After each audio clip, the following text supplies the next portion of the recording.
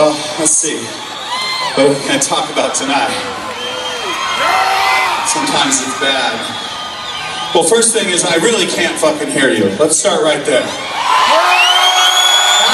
I need to see you. There we go. There we fucking go. Hello.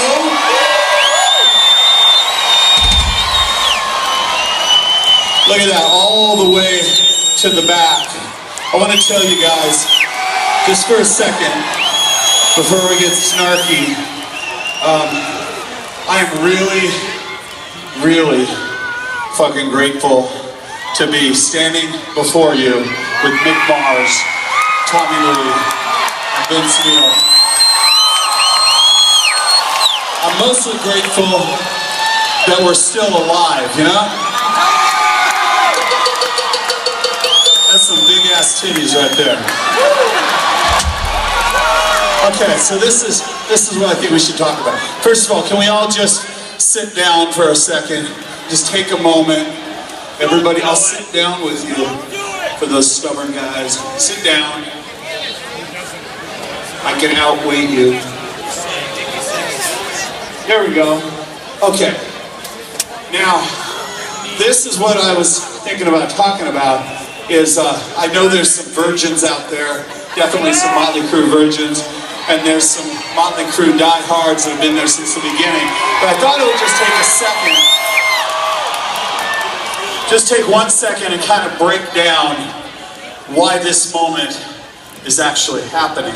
You see, I wouldn't be standing here, you wouldn't be sitting there, none of this would be happening if what I'm going to tell you, if anything in the chain of events didn't happen. So this actual moment is because what I'm going to tell you. It was 1980. It was Hollywood, California. I was in a band. I was frustrated. And I thought, God, there's got to be someone else out there. There's got to be 3 more guys out there that are as fucked up as I am. I went to a club on Santa Monica Boulevard and I saw this little fucking skinny motherfucking 17-year-old drummer, and he was just kicking the fucking shit out of the drums, right? And I thought to myself, now, that's a fucking drummer. And I went backstage, and he was sitting on the floor with 2 beers and 2 girls, and I was like, oh, this cocky motherfucker, how am I gonna deal with this shit? And just to make things even, I'm gonna tell you what he was wearing. He was wearing fucking girls' leopard skin spandex pants. That's Tommy Lee right there. He still wears shit like that. He's fucked up. So, at that moment, it was 1981, I thought, well, fucking, do you want to start a band? And Tommy goes, yes. We want to start a band that's like all the bands that we love. Punk rock and heavy metal and 70s glam rock. And the shit in Los Angeles was fucking pathetic. It was music like the Knack and the Plimsolls. And all these bands were trying to kiss record companies' asses, and me and Tommy were like, fuck the record companies, we just want to sell out the Whiskey A Go-Go. So there's a magazine that had ads for musicians, and we kept looking because we thought, if we could just get a guitar player that shredded, a motherfucker like me and Tommy, we could...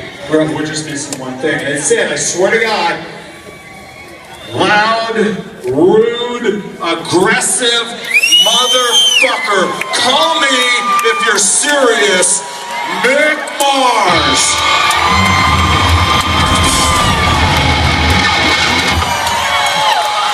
You remember that, Mick?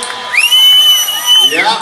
So, now you've got me and Tommy and Mick, and we're practicing at this place that I lived. I was living off a girl, and I'd be honest with you, I can't remember her name. That seems to be the way it goes in Motley Crue. And we were playing Livewire and On With The Show and Starry Eyes, songs that we had not recorded yet, and we were sounding really good, and we couldn't find a lead singer because all the lead singers out there were like all the bands that were out there, so we were kind of in a fucking predicament. And Tommy goes, I know this fucking guy, but he's in another band. And we went back to the Starwood. You remember this, guys? We went back to the Starwood, and we were leaning up against the wall like this, three badass motherfuckers. And this singer comes out on stage. He's got white leather chaps on, a white leather jacket, and I swear to God, I've never seen nothing like it, but girls were literally taking their pussies out and throwing them at him. And Mick says, that's our lead singer. We told him to come to band rehearsal. He did. And I handed him the lyrics to Livewire. And I swear to God, Mick Mars broke into that motherfucking riff.